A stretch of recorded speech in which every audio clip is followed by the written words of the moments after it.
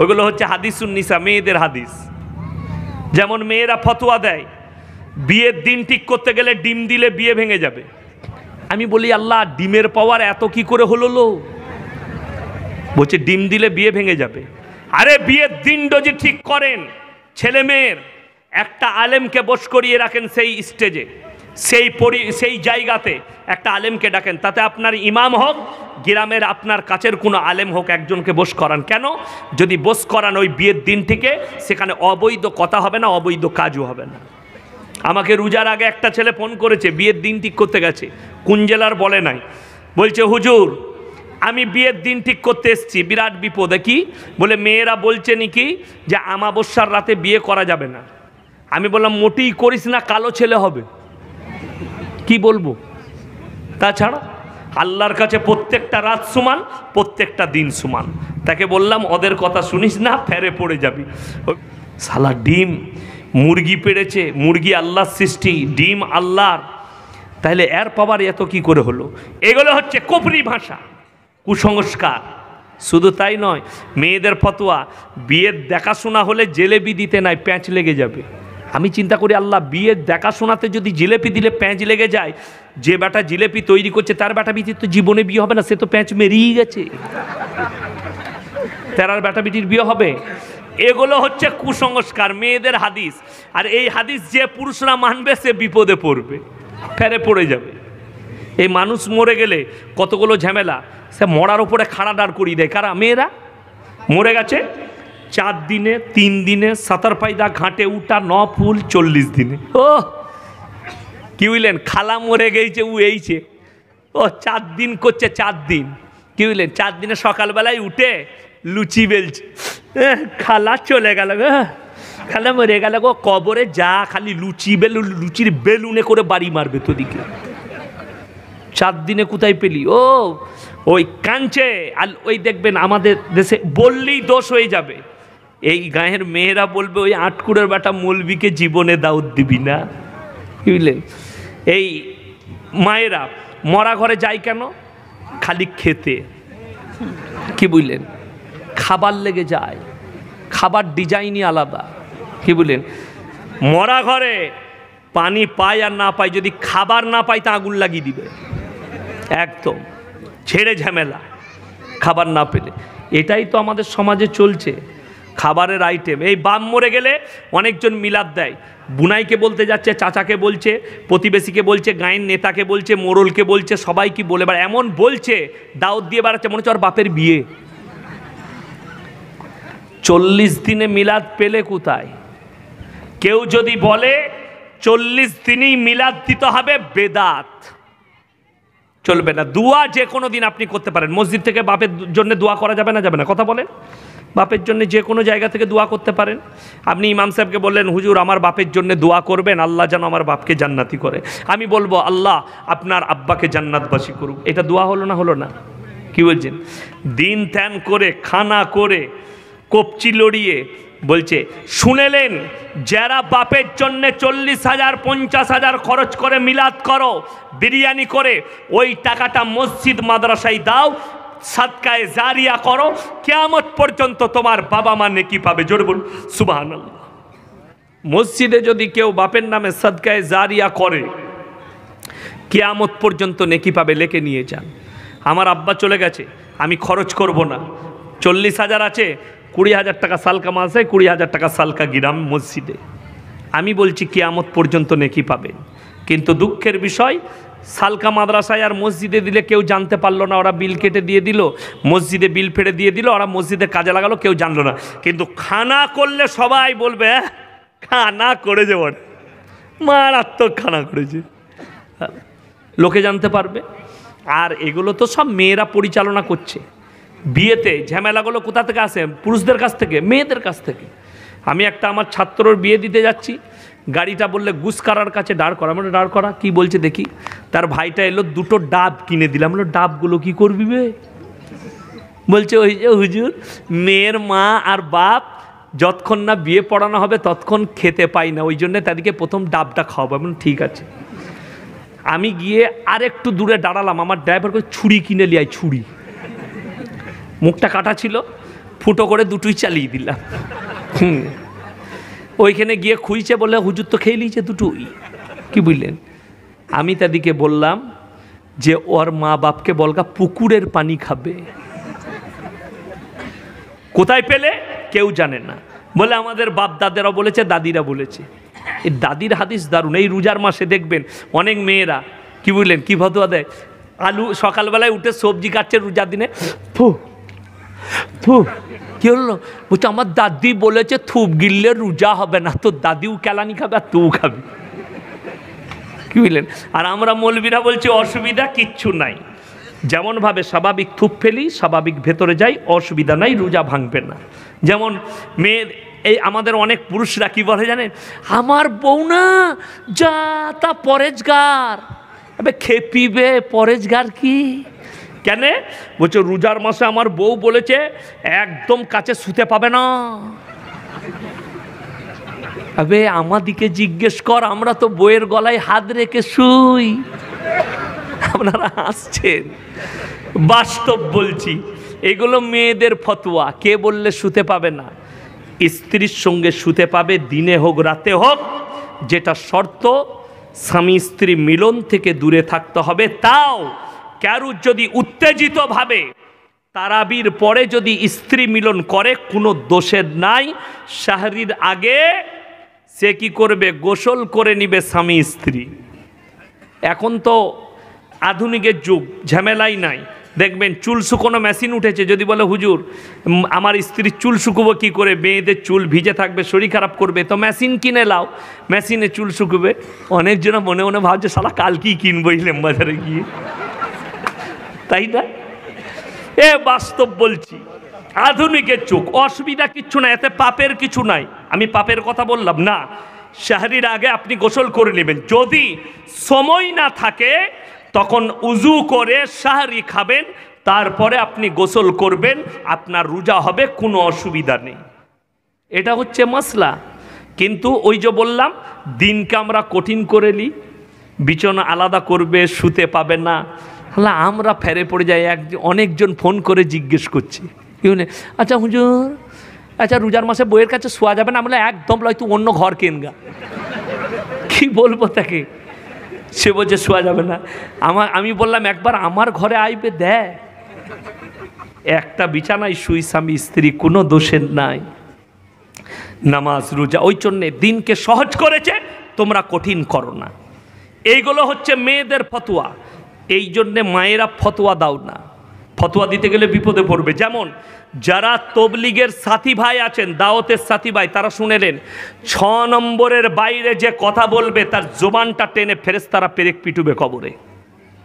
6 নম্বরের বাইরে তোমার বলার অর্ডার নাই।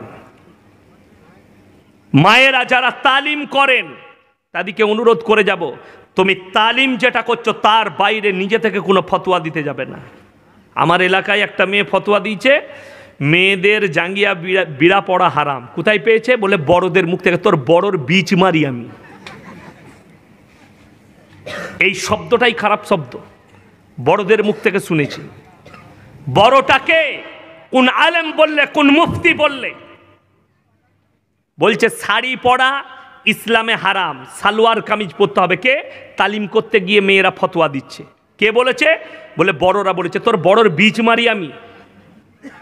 আমাদিকে জিজ্ঞেস কর, এই উলামাদিকে জিজ্ঞেস করো, ইসলামের শর্ত কোনো মেয়ে যদি সালোয়ার কামিজ পরে আর যদি উন্না ভালো করে না নেয় সেটাও পরা হারাম। আর কোনো মেয়ে যদি শাড়ি পরে আর প্যাট আর পিঠ বেরিয়ে থাকে, শাড়ি পরাটা হারাম। কোনো মেয়ে যদি শাড়ি পরে আর শর্ত মোতাবেক মাথা থেকে পা পর্যন্ত ঢাকা থাকে, টাকনুর নিচে পর্যন্ত, হাতের কবজি পর্যন্ত ব্লাউজ হয়, তার জন্যে ওই শাড়িটাও পরা জায়েজ আছে। যদি বলে নাইটি পরে নামাজ হবে না, বেবুনিয়াদি কথা। যেটা শর্ত পূরণ হলে নাইটি পরেও নামাজ হবে। হাতের কবজি পর্যন্ত ঢাকা, মাথার এই কপাল থেকে টাকনুর নিচে পর্যন্ত ঢাকা, হাতের কবজি পর্যন্ত ঢাকা। যদি কোনো মেয়ে রাখে তার নামাজ নাইটি পরেও হবে। যদি বস্তা ছিঁড়া দিয়ে ঢাকে এরকমভাবে, তাও তার নামাজ হবে। ওই জন্যে কেউ ফতোয়াবাজি করবেন না। কোনো মায়েরা তালিম করুন, 6 নম্বরের ভেতরে কথা বলুন। 6 নম্বরের বাইরে বলতে গেলে মার খাবেন। যদি বলেন কেন, শুনেলেন সব থেকে নবীজির কালিজার টুকরা একজন পৃথিবীতে যিনি প্রথম আজান দিয়েছেন তিনি হচ্ছেন সাইয়েদেনা বেলালে হাবসি রাদিয়াল্লাহু তাআলা আনহু। তিনি পৃথিবীর প্রথম মুয়াজ্জিন, জোরে বলুন সুবহানাল্লাহ। প্রথম আজান দিয়েছেন, প্রথম আজান হয়েছে, প্রথম হিজরিতে আজান শুরু হয়েছে। এরকম সাহাবী যতগুলো হাদিসের কিতাব আছে খুলে দেখান, হযরতে বেলালে হাবসি রাদিয়াল্লাহু তাআলা আনহুর রিওয়ায়েতে একটাও হাদিস নেই। তার কারণ একটাই, হযরতে বেলাল রাদিয়াল্লাহু তাআলা আনহুর একটা ভাষা হাদিসে এসছে যে আমার ভাষার সঙ্গে নবীর ভাষার খাপ খাবে না বলে আমি কোনো হাদিস বর্ণনা করিনি, জোরে বলুন সুবহানাল্লাহ। আর আমাদের দেশে আলুওয়ালা, পটলওয়ালা, মূলোওয়ালা সবাই ফতোয়া দিচ্ছে। ইলেম বাজারে আলু ওজন করতে করতে ফতোয়া দিচ্ছে, মেয়েরা থালা ধুতে ধুতে ফতোয়া দিচ্ছে, ফেরেশতারা গামায় ছুটে বেড়াচ্ছে এদের ফতোয়া দেখে। এমন এমন ফতোয়া দেয়, ফেরে পড়ে যাবেন আপনি ফতোয়া শুনলে। আমরা ফেরে পড়ে যাই, কত যে বেবুনিয়াদি কথা আছে আমাদের কাছে উড়ে, তা আপনি বুঝতে পারবেন না, ভেবে কুল পাবেন না, ভাবা যাবে না। ওই জন্যে খুব সাবধান। আর একটা জিনিস বলি, পৃথিবীতে নবীজি সাল্লাল্লাহু আলাইহি সাল্লাম বলেছেন, হাদিসে আছে, আমার উম্মতরা ৭৩টা দলে বিভক্ত হবে, কিন্তু বাংলাদেশে ৭২টা দল চলেইছে, একটা মাল বাকি আছে। ওই জন্যে বাংলাদেশে মৌলবীদের বয়ান শুনলে যুবকদিকে সকলকে বলছি মেপে বুঝে শুনবেন। আলেমটা কেমন, হক্কানি না না হক, যারটা শুনলে বিপদে পড়ে যাবেন। বহু কোয়ালিটি আছে, বহু কোয়ালিটি শেষ নাই। যেমন আমাদের দেশে বলে দিই, কিছু ছেলে আরব থেকে, সৌদি থেকে ঘুরে এসে ফতোয়া দেয়। কি ফতোয়া দেয় জানেন? এসে মসজিদে এসে ইমাম সাহেবকে বলছে কাইফা হালুকা।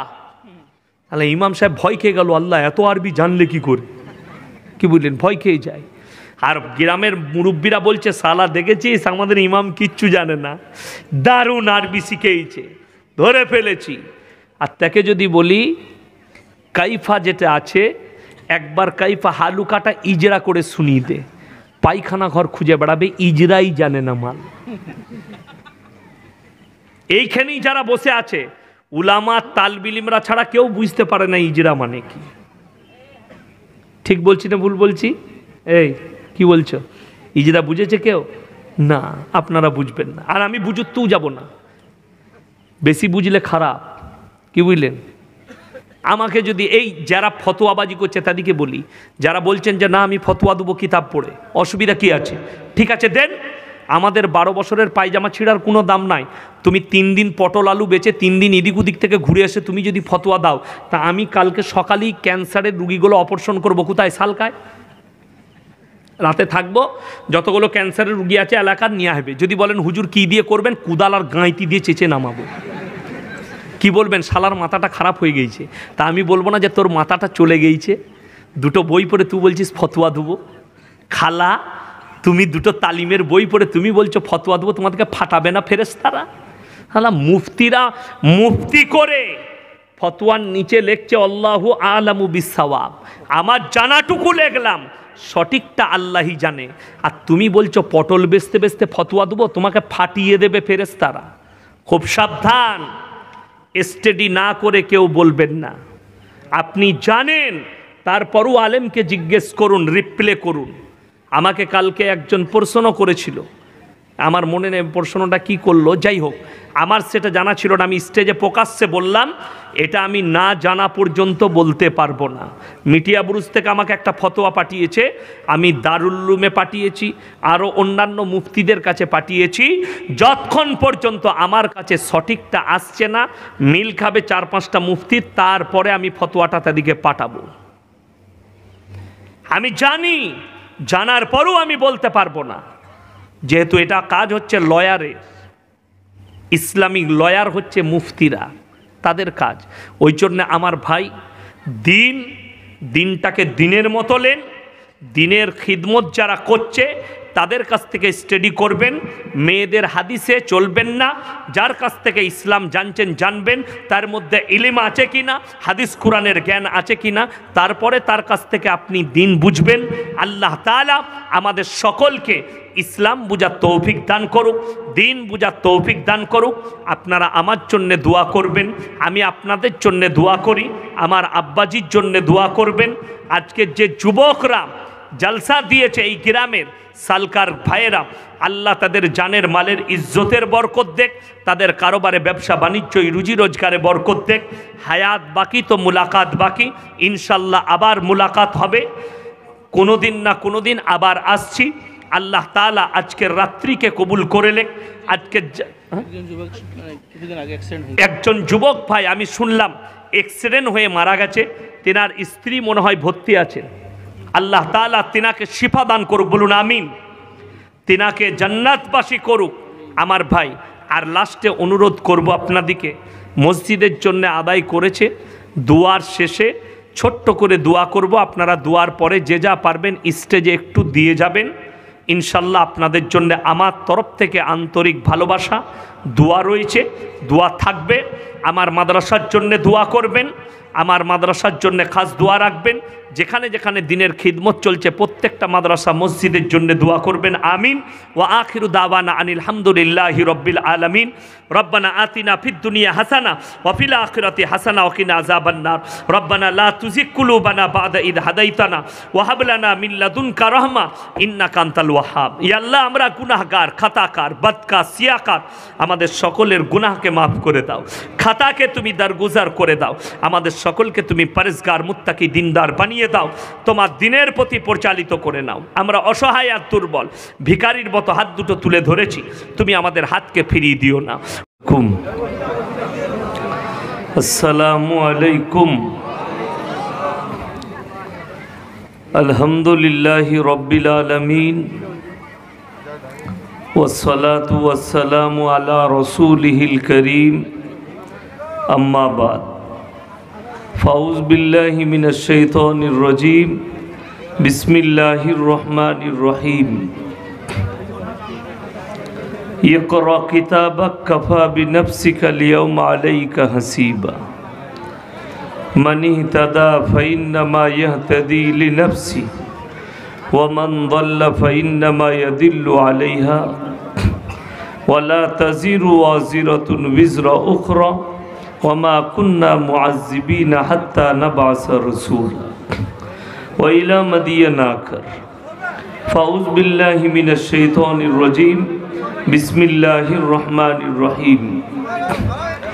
ইয়া আইয়ুহাল্লাযীনা আমানুস্তাঈনু বিস-সাবরি ওয়াস-সালাহ ইন্নাল্লাহা মা'আস সাবিরিন ওয়া ইলা মাদিয়ানা আখর।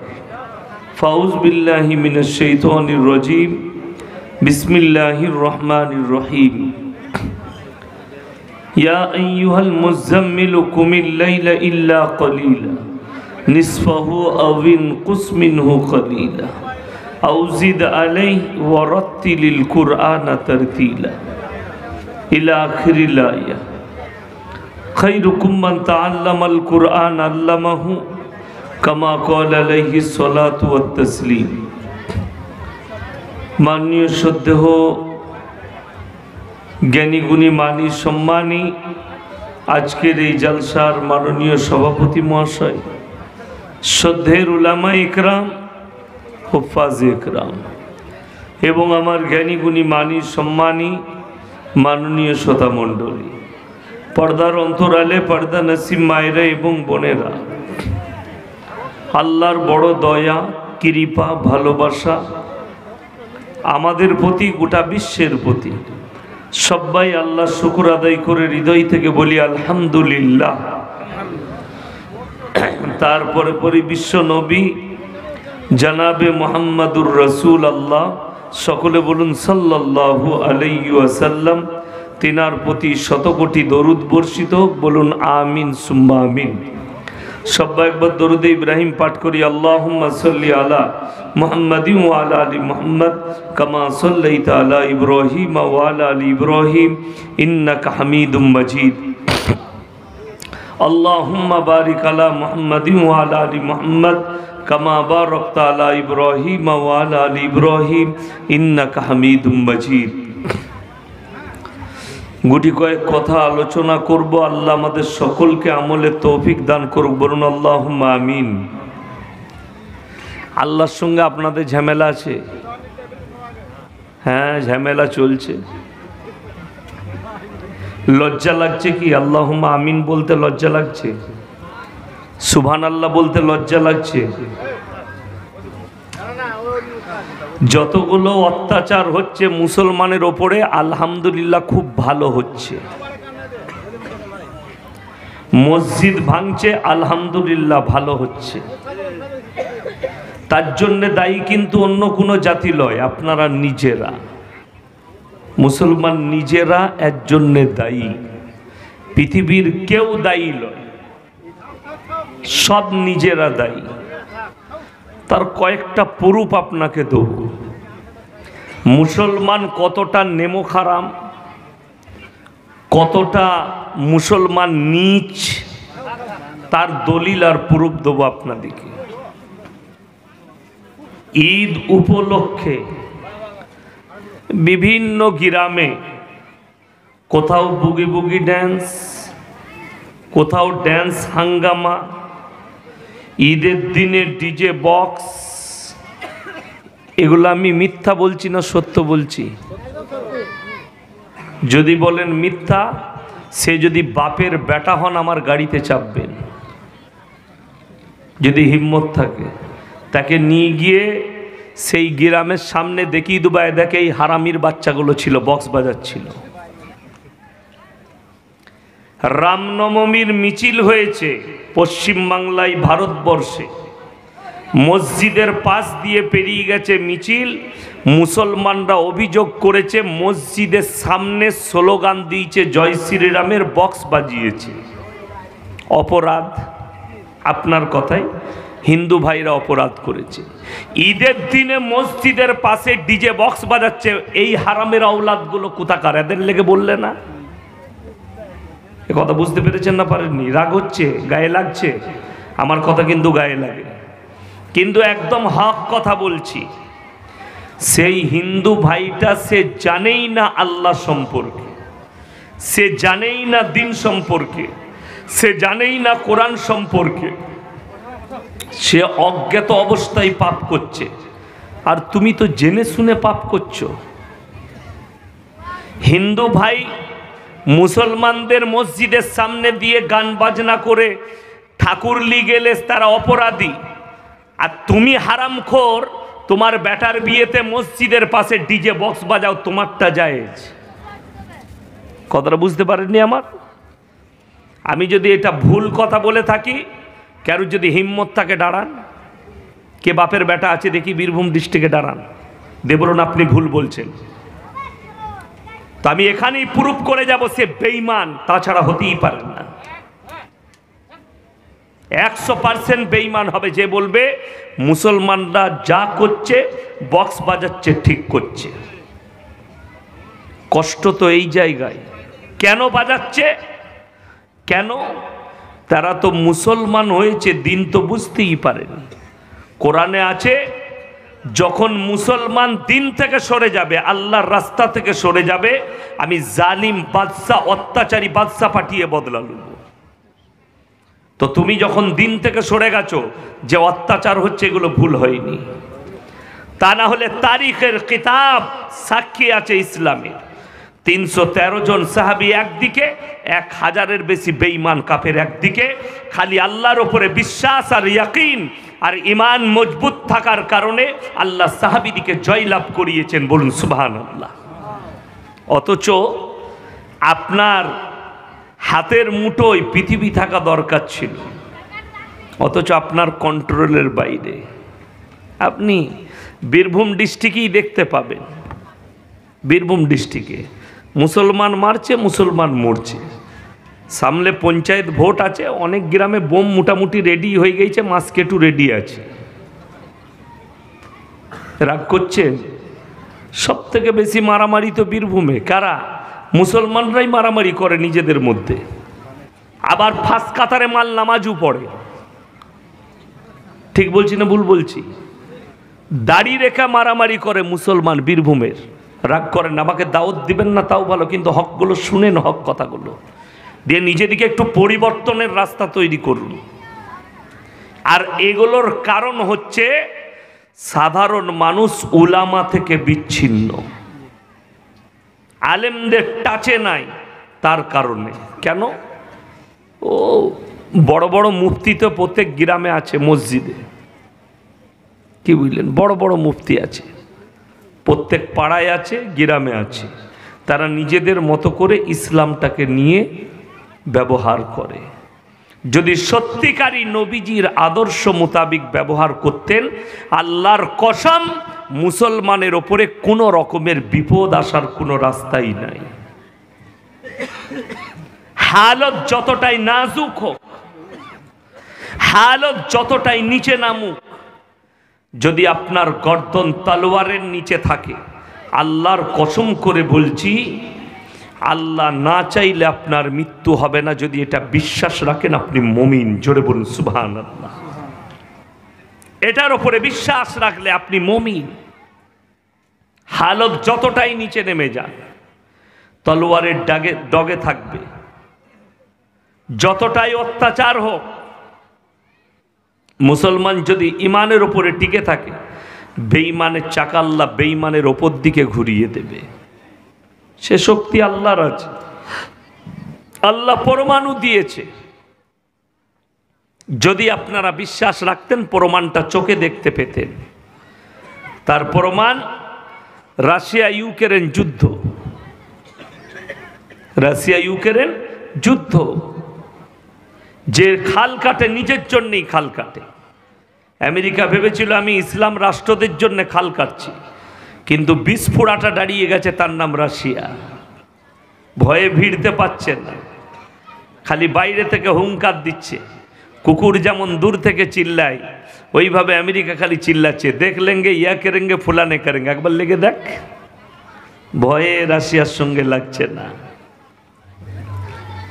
তো যে কারুর ক্ষতি চায়, আল্লাহ তার ক্ষতি করে, সে যেই হোক। আপনার ইসলামের যদি কেউ ক্ষতি চায়, আপনাদের মনে হচ্ছে যে ইসলামকে কেউ মিটিয়ে দেবে, আপনার ঈমান কমজোর। আপনার মনে হচ্ছে কোরআনকে কেউ মিটিয়ে দেবে, আপনার ঈমান কমজোর।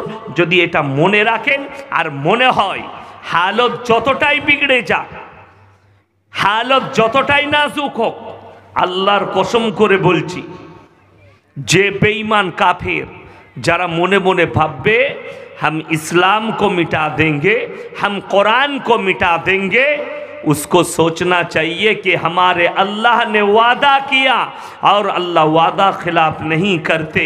अल्लाह कुराने वादा करेছেন वलन तजिद लिसुन्नतिल्लाहि तब्दीला। কিয়ামত পর্যন্ত আমার বিধানের জের জবরকে পরিবর্তন করার ক্ষমতা পৃথিবীর কোনো শক্তির নেই। জোরে বলুন সুবহানাল্লাহ। এটার উপরে বিশ্বাস রাখুন মুসলমান, আর নিজেদিকে তৈরি করুন। আজকে কষ্ট এই জায়গায় লাগে, নিজেদিকে মুসলমান বলছেন, মুসলমান তারা ঈদের দিনে ডিজে বাসাবে।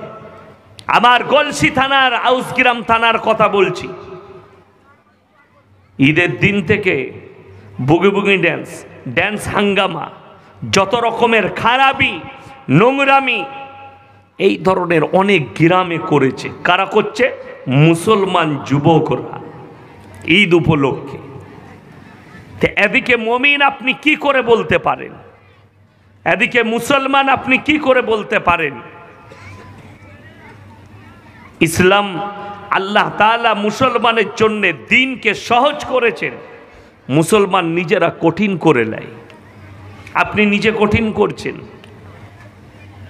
কেমন দিনকে সহজ করেছে জানেন?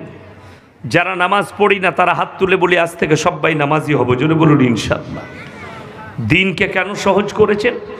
এই জন্যে সহজ করেছেন, তুমি দাঁড়িয়ে নামাজ পড়তে পারছো না, বসে পড়ো। বসে পাচ্ছ না, শুয়ে ইশারায় পড়ো। তুমি উজু করতে পারছো না, ডাক্তারে নিষেধ করেছে, উজু করলে তোমার শারীরিক ক্ষতি হবে, তুমি তায়াম্মুম করে নাও। তারপরে নামাজ পড়ো, তাহলে দিনকে আল্লাহ সহজ করেনি? সহজ করেছেন। রোজা রাখতে পারছো না অসুস্থতার কারণে, ফিদিয়াতুন তাআমু মিসকিন, তুমি ফিদিয়া দাও। আমাদের দেশের কিছু মা আছে, বোন আছে, তারা আবার মানে আর কি তাকে বলা হয় জোর করে পরেজগার হওয়া। আমাকে একজন হোয়াটসঅ্যাপে প্রশ্ন লিখে পাঠিয়েছে, মায়েরা যদি মনে করে যে রমজান মাসে ট্যাবলেট খেয়ে নিজেদের হায়েজকে বন্ধ করে রোজা রাখবে, এটা কি চলবে? কখনো না। আল্লাহর দিয়া কুদরতের ওপরে যারা কুদরতি করতে যাবে, এর থেকে বড় বেঈমানি আর কিছু নেই। তোমার জন্য আল্লাহ লাইন রেখেছে, তুমি যখন হায়েজ অবস্থায় থাকবে বাদ দিয়ে দাও রোজা। রমজান পেরিয়ে গেলে তুমি আবার পরে রোজাগুলো কাজা তুলে নিবে, আল্লাহ কবুল করবেন। জোরে বলুন সুবহানাল্লাহ। কিন্তু আল্লাহর কুদরতের ওপরে খোদ্দারি করতে যেও না, বিপদে পড়বে। এটা ইসলাম নিষেধ করেছে। এই জন্য আপনি কঠিন করে নিচ্ছেন, আল্লাহ কঠিন করেনি, আল্লাহ সহজ করেছেন আপনার জন্য। রোজা রাখতে পারোনি, ফিদিয়া দাও মিসকিনকে, ফিদিয়াতুন তাআমু মিসকিন, তুমি রোজা রাখার নেকি পাবে। আল্লাহ লাইন রেখেছেন, সহজ। আপনি কেন কঠিন করছেন? দিনকে কেউ কঠিনভাবে নেবেন না, আল্লাহ খুব খুব সহজ করেছেন। 50 ওয়াক্তের নামাজকে 5 ওয়াক্তের করে দিয়েছেন। আর কি চান আপনি? 30টা রমজানের রোজা দিয়েছেন, যার দ্বারা আপনার ঈমান মজবুত হবে, তাকওয়া বাড়বে। আপনি কেন কঠিন করছেন আপনার জন্যে? কঠিন কিভাবে করছেন আপনি? শুনেলেন কঠিনগুলো কি?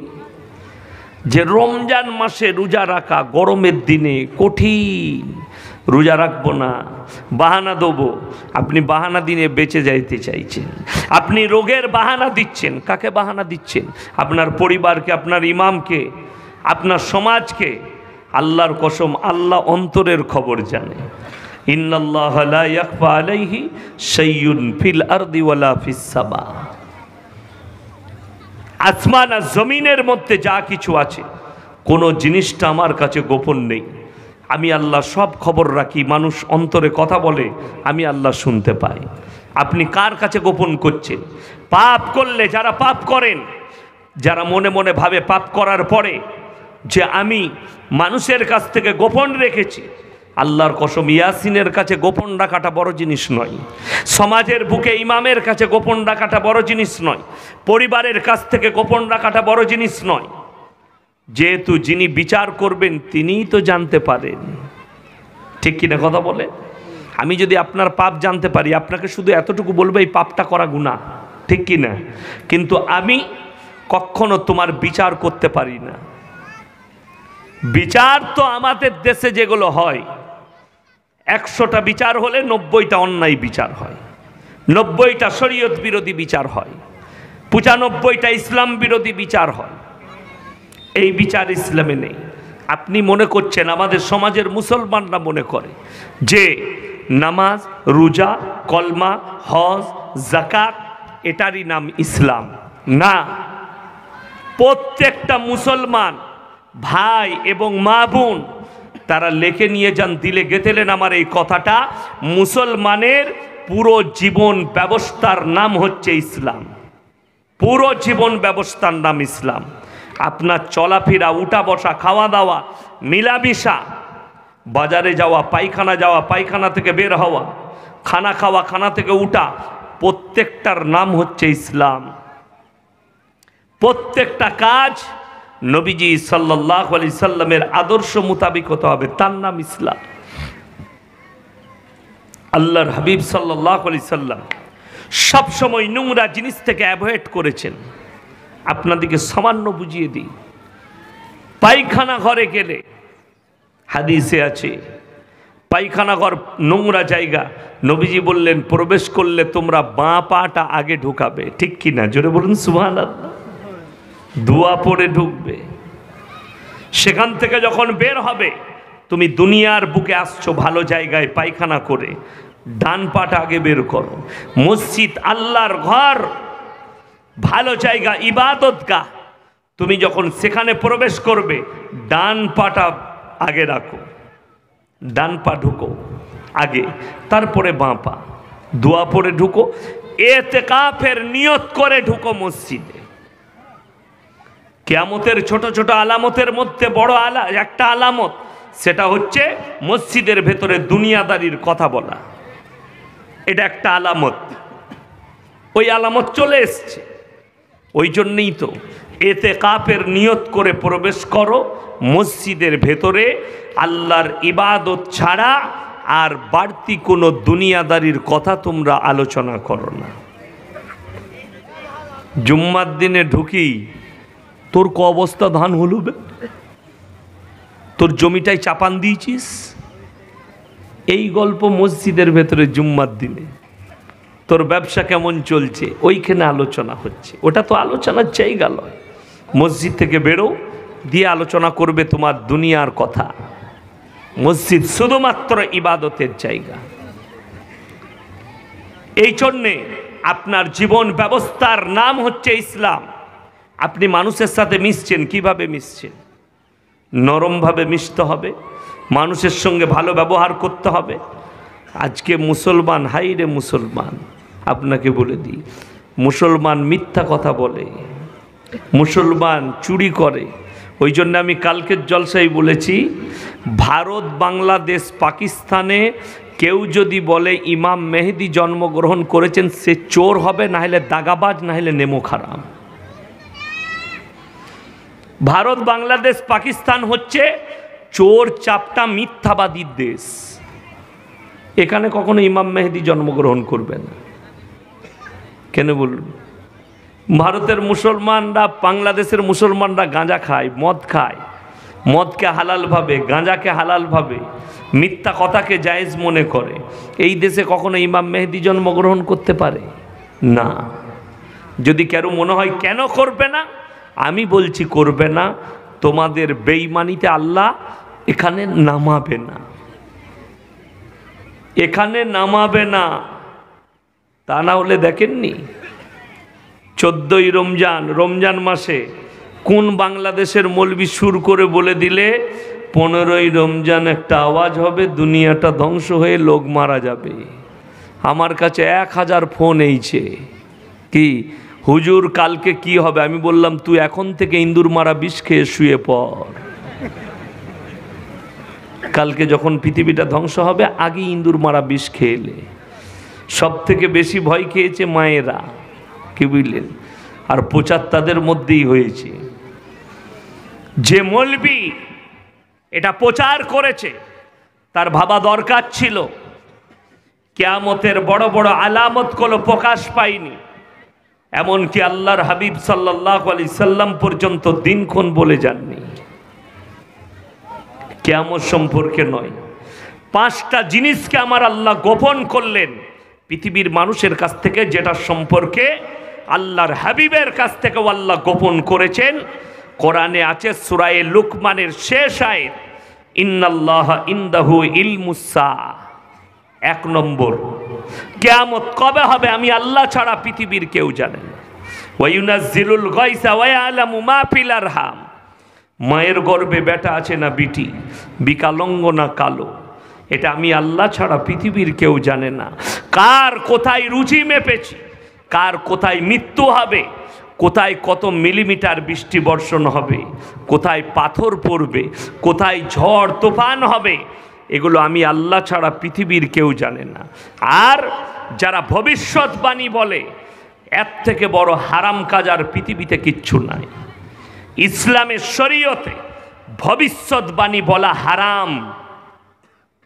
কোনো বক্তা হোক, কোনো মৌলবি হোক, কোনো পীর হোক, কোনো ফকির হোক, কেউ যদি ভবিষ্যৎবাণী বলে, সম্পূর্ণ শরীয়ত সম্মত হারাম। ভবিষ্যৎ আমার আল্লাহ ছাড়া পৃথিবীর কেউ জানে না। কালকে কি হবে কেউ জানেন আপনাদের মধ্যে? কথা বলে না, জানেন না। কালকে কি হবে এটা কে জানেন? সকলে বলুন। আল্লাহ জানেন কালকে কি হবে। আমি দেখছিলাম, আমাকে মোবাইলে একজন পাঠিয়েছে, বাংলাদেশেরই এক ভণ্ড পীর। সে বলছে আমার যারা মুরিদ হবে তাদের চিন্তা নাই। তাদের জান কবজ করতে এলে প্রথমে আজরাইল আমার কাছে আসবে, একদম ডাইরেক্ট বক্তব্য দিচ্ছে স্টেজে। তো আমার মুরিদ হয়ে যাও, আমি বললে তবে তোমাদের জান কবজ করবে। কি বুঝলেন? আমি খালি চিন্তা করছি হারাম করে পেটে কেউ ভুজালি হচ্ছে না, দেখতাম কিরকম আজরাইল এসে বাঁচিয়ে নিত। ধোঁকাবাজ, প্রতারক, সমাজকে এদের কাছ থেকে বাঁচা দরকার। এইগুলো ঈশ্বরীয় সম্মত হারাম। ভবিষ্যৎবাণী এই জন্যে হারাম, ভবিষ্যৎ একমাত্র আমার আল্লাহ জানেন।